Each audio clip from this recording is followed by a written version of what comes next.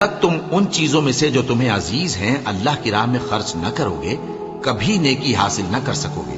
और जो चीज तुम खर्च करोगे अल्लाह उसको जानता है।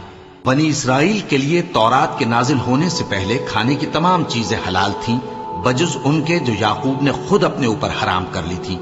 कह दो कि अगर सच्चे हो तो तौरात लाओ और उसे पढ़ो, यानी दलील पेश करो।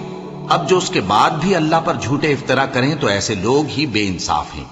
कह दो कि अल्लाह ने सच फरमा दिया, बस दीन इब्राहिम की पैरवी करो जो सबसे बेताल्लुक होकर एक अल्लाह के हो रहे थे और मुशरिकों में से न थे। सबसे पहला घर जो लोगों की इबादत करने के लिए मुकर्रर किया गया था वही है जो मक्के में है, बाबरकत और जहान वालों के लिए मूजिबे हिदायत। इसमें खुली हुई निशानियां हैं, जिनमें से एक इब्राहिम के खड़े होने की जगह है।